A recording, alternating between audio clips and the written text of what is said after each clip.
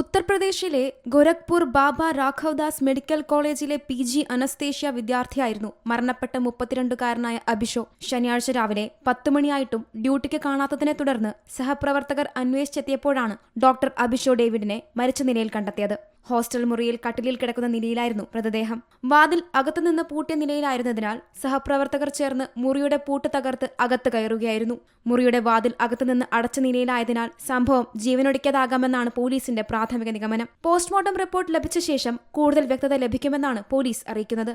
എന്നാൽ കുടുംബപരമായി യാതൊരു പ്രശ്നവുമില്ലാത്തതുകൊണ്ട് തന്നെ അഭിഷോ ജീവനൊടുക്കില്ലെന്നാണ് കുടുംബം വിശ്വസിക്കുന്നത്.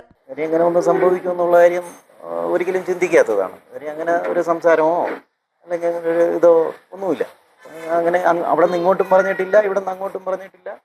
അങ്ങനെ ഒരു പ്രയാസമുള്ളതായിട്ട് അറിയിച്ചിട്ടുമില്ല. വരുന്ന 19-ാം തീയതി വൈഫിൻ്റെ ഡെലിവറിയുമായിട്ട് ബന്ധപ്പെട്ട് ബുക്ക് ചെയ്തിരിക്കുകയാണ് ഇങ്ങോട്ട് വരാൻ വേണ്ടി. അത് ഈ 2 ദിവസത്തേക്ക് മുമ്പേ വിളിച്ച് പറയുകയും ചെയ്തു ഇങ്ങോട്ട് വരാൻ പോകണം, 19-ാം തീയതി വരുമോ. സംഭവത്തിന്റെ വസ്തുത പുറത്തു കൊണ്ടുവരാൻ സർക്കാർ മുൻകൈ എടുക്കണമെന്നും കുടുംബം ആവശ്യപ്പെടുന്നു. നമുക്കിത് എന്താണ് സംഭവിച്ചത് എന്നുള്ള ഒരു വസ്തുത അറിയണം. അപ്പോൾ അത് നമ്മുടെ സർക്കാർ ഇടപെട്ടാൽ മാത്രമേ സാധിക്കുകയുള്ളൂ. അപ്പോൾ അത് സർക്കാരിൻ്റെ ഭാഗത്തു നിന്നും ഒരു വലിയൊരു ഇടപെടൽ ഉണ്ടാവണമെന്നാണ് ഞങ്ങളുടെ ആവശ്യം.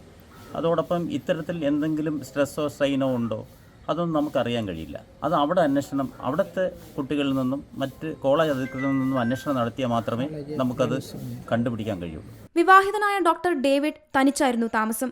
ഭാര്യ ഡോക്ടർ നിമിഷ തിരുവനന്തപുരം SITയിൽ MD ചെയ്യുകയാണ്. 8 മാസം ഗർഭിണിയാണ് നിമിഷ. ഈ മാസം 19-ന് നാട്ടിലേക്ക് വരാൻ അഭിഷോ ടിക്കറ്റ് ബുക്ക് ചെയ്തിരിക്കുകയായിരുന്നു. അതിനിടയിലെ മരണവാർത്തയാണ് ദുരൂഹത സൃഷ്ടിക്കുന്നത്. Zee Malayalam news, Thiruvananthapuram. ഏറ്റവും പുതിയ വാർത്തകളും വിശേഷങ്ങളും വിരൽത്തുമ്പിലറിയാൻ സീ മലയാളം ന്യൂസ് എല്ലാ ഡിജിറ്റൽ പ്ലാറ്റ്ഫോമുകളിലും ലഭ്യം.